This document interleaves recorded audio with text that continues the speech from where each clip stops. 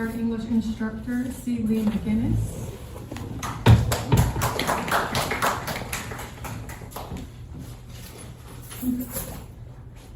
First, I want to thank you guys for putting this together. This is excellent. Give them a hand for putting this together. And I shouldn't do it, but just to the younger poets, when we ask you, when you say you want to write, the first question we ask you is, well, who do you read? Because that will let us know how to help you. But it also lets us know what your voice is. Like, I could hear every red line that Dr. Ward had ever put on Dr. Jackson's paper and the precision of language that she was doing.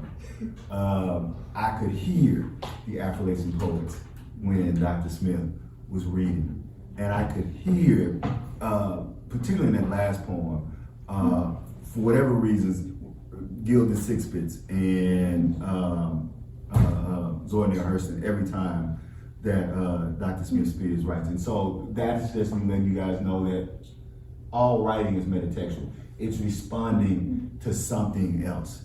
And that is how you grow as a writer. And so this first poem was inspired by three people. The comedian Robin Williams, James Baldwin, and of course, if you know me, Prince.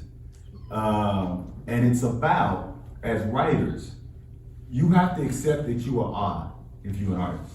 You have to accept that you are different. You have to accept that you see things that other people don't see. Because if you don't accept that insanity, you will never be the writer that you are meant to be. And so it has an epigraph from Robin Williams, and he says that you got to go full tilt bozo. You were only given a little spark of madness, so don't ever lose it because it keeps you, that madness keeps you alive. And so that epigraph is why this poem is titled, Hold On to Your Insanity.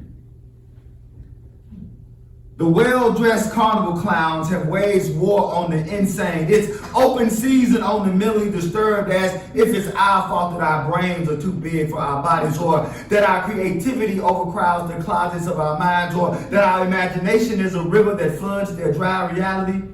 Don't let them take your insanity away from you. See, being sick is simply a liberation from the castrated normality that surely leads to a midlife dive into the pool's deep end. It's the peculiar people. We are the children of the sun, and we didn't even ask to be planted in this scorched soil. Tomorrow equates to a bucket of waste to us. All of my todays and yesterdays look like twins, so erase from your mind the mathematicians who looked in the back of the book for the answer, because it still doesn't mean that they can solve for X and Y, which are sliding on the slippery slope of sliding sanity like a church girl who doesn't know how she got dirty panties. Fantasy is the acting agent of reality. Your words build a nest in my heart, George. They, the normal mockingbirds, trying to assimilate me. Nietzsche! Are the waters muddy enough for you? Yet yourself went crazy, didn't you? Swimming in shallow waters will do that for you. You stayed up there too long, man. You stayed away too long, man. Why would you want those malignant mockingbirds to understand you anyway? What made you think that people with concrete vision could understand a man with water-flowing dream? But don't worry, because Heidegger and Derrida molded and mainstreamed your jazz like Texas Instruments modified a scientific calculator for any fool looking for the square root of zero. My mind is mine, no matter how muddy it is, and I didn't fill out no application to be here. They, the contracted scholars trying to put my round peg into their square ideology, they tell me to cut my hair, and I tell them to grow some integrity. I'ma sidestep you and the theory of consolidation, downsizing, and mainstreaming 404 course you took to improve your Dow Jones value with the world. You and your bored mentality. If resistance is futile, then, oh yeah, I'll drink a cup of death. Yeshua, save me with some of that red wine. My God, why have you left me on this rugged cross? Janie! Oh, baby, I need you. Janie, they want my inside. Can you give me a little bit of your pear tree? Can you save just one more tea cake? The insane are scared. The sane are paranoid. Locked into this windowless room together. None of us want to sleep. My soul swims like a fallen anvil. It's dark and I can hear the sisters on the morning board. I love the Lord. He Why am I holding on? Why am I holding? Why? I need sleep with my dreams. Thank you.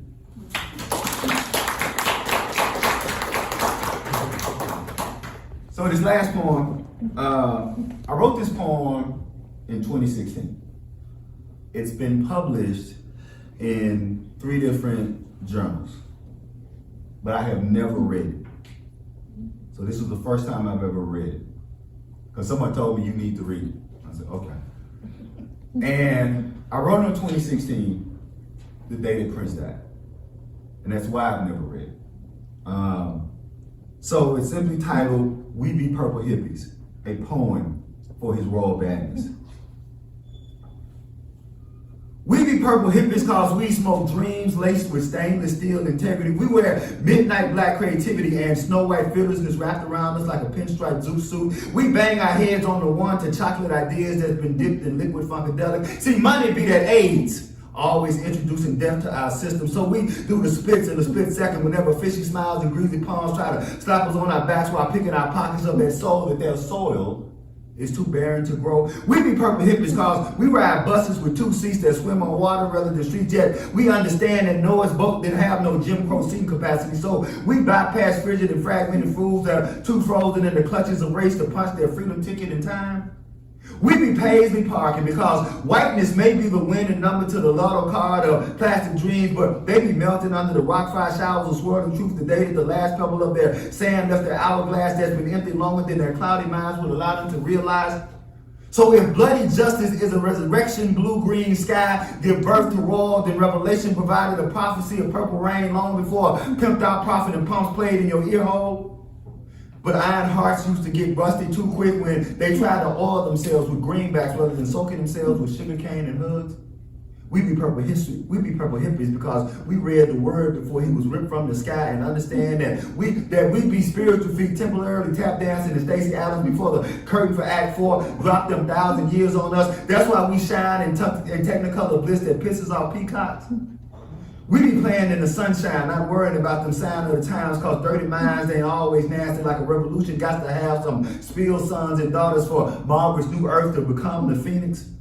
So let's break the dam of liberation soon and make casting love under a cherry moon. We be purple hippies cause we snort plum and peach possibilities like our lungs are filled with raspberry freedom so that we can baptize ourselves in the waters pregnant with nutrients fortified with the big bang beat of the most high getting down on the one. We be purple hippies cause we be allergic to cliques and posses and sets and crews that chew the life from the freedom seekers around and mangle them into mindless messes of mass thinkers. See, we got 89 flowers in our hearts and not on our backs. See, that's why we use our cotton picking hands to hug heaven into you rather than choke the gold life from you.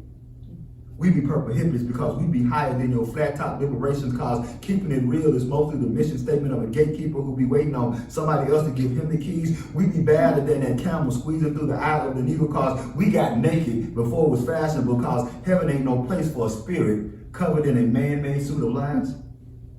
Afterward, this trip and a half has been for you by a dude named Prince with his sometimes dirty mind causing much controversy, walking toward the dawn after the passing of 1999 when purple rain would flood us into a parade that marches us around the world in the day while we be checking for them signs of the times because we learned how to live, love, sexy.